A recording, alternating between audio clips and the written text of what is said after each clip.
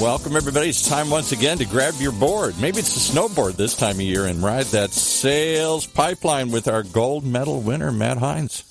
We're going to get to customer success and advocacy. We got a lot to talk about today. Thank you so much, everyone, for joining us on another episode of Sales Pipeline Radio. We are here every week at 11:30 Pacific, 2:30 Eastern. We are live on the Lead Funnel Media Radio Network, and we are featuring every week experts in B2B sales and marketing. Today is no different. We have Jocelyn Brown. She is the VP of Customer Success at Allocadia. She is from Canada.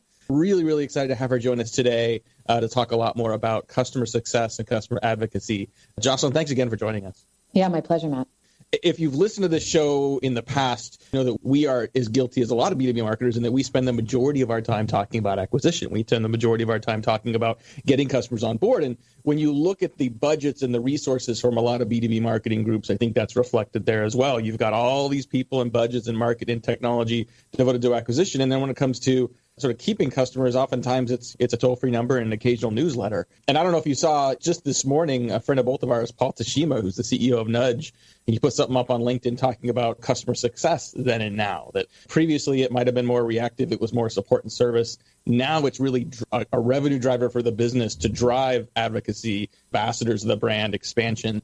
So what maybe used to be kind of maybe an afterthought, maybe something that was thought of as more reactive, administrative, and tactical is now very much a strategic part of the business. So we'd love to have you kind of talk about your perspective there and then what you guys are doing with that at Allocadia as well. Yeah, absolutely. I think probably the advent of subscription economy, really of SaaS, is what has put just such a spotlight on retention, on investment in your customers. And that business model really has given a seat at the table to those folks that actually work with the customers day in, day out, because we sort of have to earn their business every day. Their barrier to leave is very low, and we need to make sure that they are constantly feeling like they're getting value and feeling valued in that sort of business relationship. And I've been doing it for 10 plus years, probably longer than that if I were to really admit it. And really for me, being with the customer is where it's at. It is really the center of the company, from results, from revenue, from sort of anything. I actually work with customers post-sale, but I also own a fairly large number in that I am responsible for all the renewal revenue and also all of our expansion revenue, which accounts for a very significant part of our growth. So to say it's just kind of an afterthought or a piece is a gross kind of misunderstanding of the economics of a SaaS business. So certainly at Allocadia, the customer is the center really of everything. And, we build our product for that. We organize our journey for that. Our customers really lead our marketing. They are our best kind of voice in the market. Peer-to-peer references are kind of the most valuable to our prospects. So putting the time and effort and attention into our customers to make sure that they're receiving value means that they're going to talk about it. They're going to explain it in the market. They're going to continue to work with us and advocate for our business. So I think those that haven't figured that out yet are behind. Yeah, I wholeheartedly agree. And let's talk about how that relates to what we do talk a lot about here, even on the acquisition side, which is the buying journey. And I think oftentimes we think of the buying journey too often as ending when someone buys. Like that may be the middle, that may be the end of the sales process, but it's really the middle of what I'd call the revenue bow tie. You may have gotten someone to buy, but that's when things really begin. As someone who's spent quite a bit of time, and I want to get back and talk about the Eloqua days as well, how do you, as a customer sort of success professional, think about the buying journey? It's way beyond the closed deal, right? Absolutely. I think also just in the nature of how people buy now, because it's a lot easier to try things, because it's a lot easier to sort of start small and grow from there.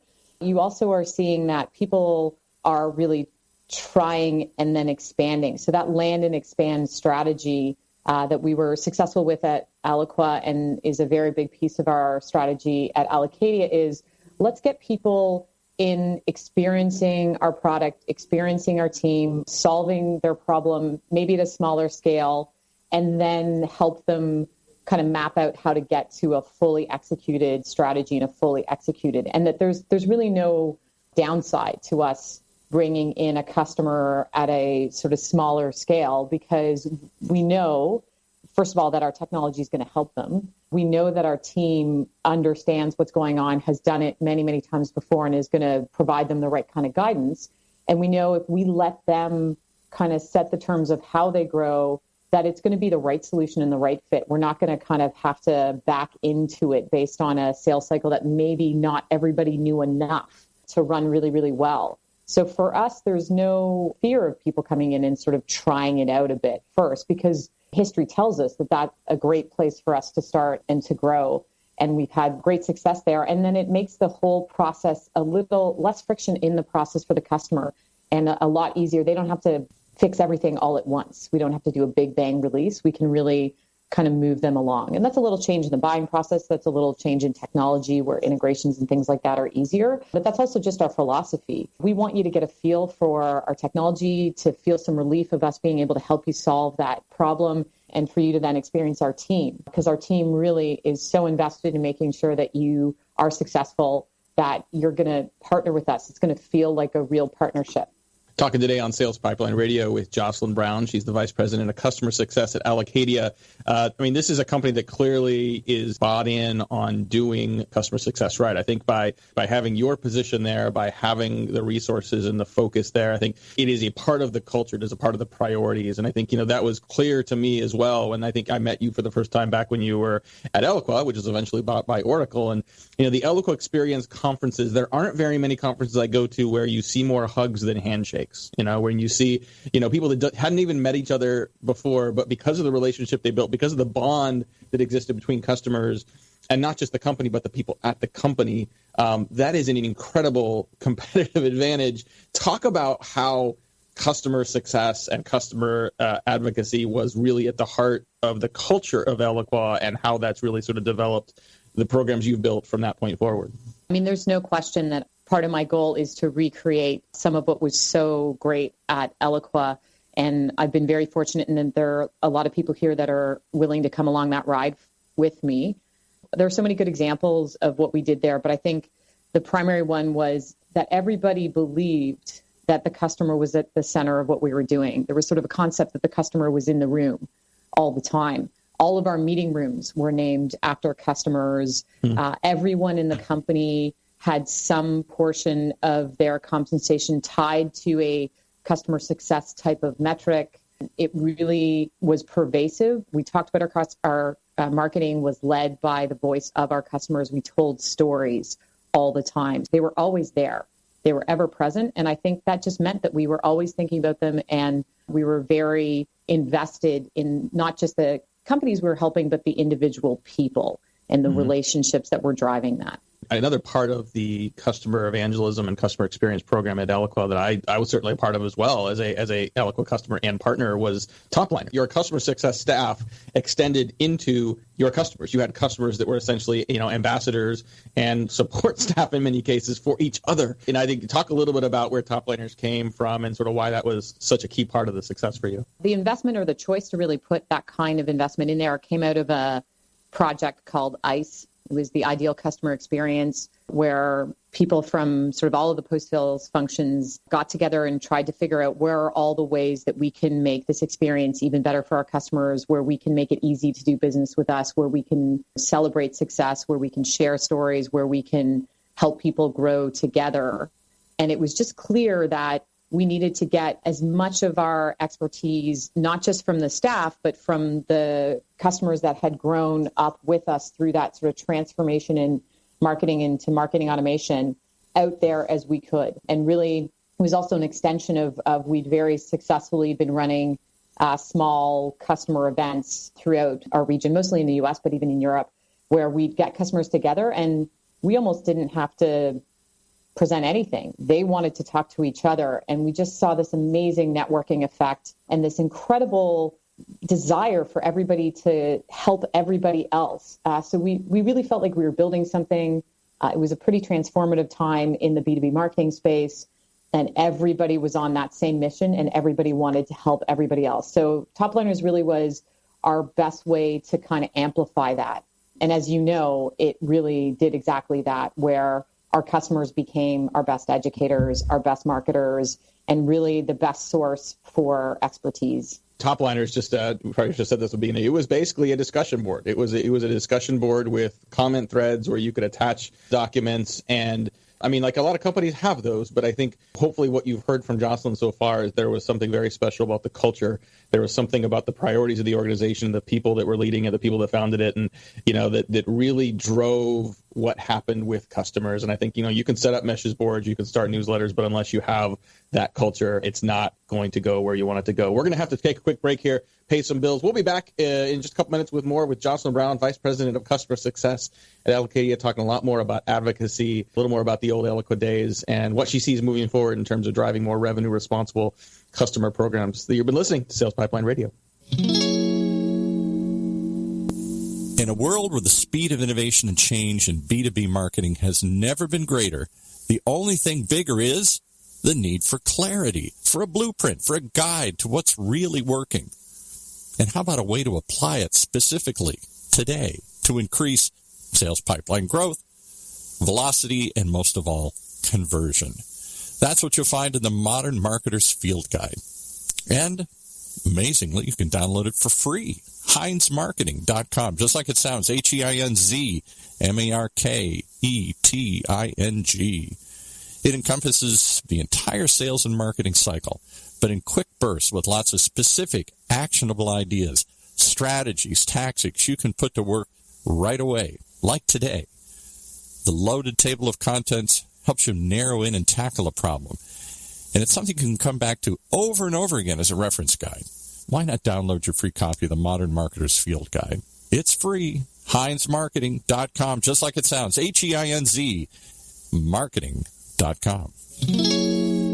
All right, back to our program with Matt Heinz. Thank you so much, everyone, for joining. If you like what you're hearing today, make sure you join us every week. Coming up in the next couple of weeks, and next week on Sales Pipeline Radio, we have Joe Hyland. He's the CMO of On24. We're going to talk about secrets of CMOs, the secret successes behind small B2Bs to revenue leaders. Joe has started a podcast called Confessions of a CMO. And we talk a little bit about that. And the week after our first episode in March, I'm super excited. We have Jill Conrath. She is one of my favorite people in the B2B sales world. She's written a number of books, including Snap Selling, and just hugely influential to me and to others in B2B sales. So excited to have her join the program as well. Today, we still have a little more time with Jocelyn Brown. She's the VP of Customer Success at Allocadia. Jocelyn, it's from your journey from Eloqua to Oracle to where you are today. Having that sort of culture and focus on customer success is great, but I think continuing to provide ideas and insights to your customers, oftentimes, and I think we've seen this data from Gartner and CEB and others, it's not just providing a phone number to call. It's not adding more features. It's really helping your customers become smarter, giving them new ideas and insights. That is a huge competitive differentiator. So the content we're seeing online and then what you're providing to customers is a huge part of your job as well. Absolutely. And I think to bring it to sort of brass tacks, as much as we talked about a lot of sort of softer stuff in the culture of Eloqua that really drove such an amazing community for us, I mean, that resulted in real impact and real results. And that came with investment. It doesn't happen by accident. And there is a real outcome to that. So customer success should not be mistaken for dialing for smiles. It's absolutely not that. When you understand a customer's business, when you have a great relationship and great empathy for what they're trying to accomplish, and you're really trying to help them solve that problem, you will make that company successful and they will grow and buy more. And you will make that individual successful and they will remember that and they will take you everywhere they go. And that amplifying effect of advocacy comes from the real work of listening, understanding, and providing solutions for your customers. That includes your software, but also in advice and guidance, in connections, in helping them talk to peers that are struggling with the same things. I wouldn't want anybody to mistake customer success just for service or something soft. It has a true and very real business benefit. Absolutely. Yeah, I think a lot of people listening probably are in that camp we talked about at the beginning of the episode around just not really having people, not having resources. And so if I'm a VP of marketing, if I'm a CMO listening to this saying, yeah, this makes sense, we need to be doing this, but I don't have a Jocelyn on my team yet. I don't have we don't have this in my budget. What are some things people can do to sort of build the foundation for a more impactful customer success effort? Yeah, absolutely. The good news is it's probably an extension of some of the stuff you already do.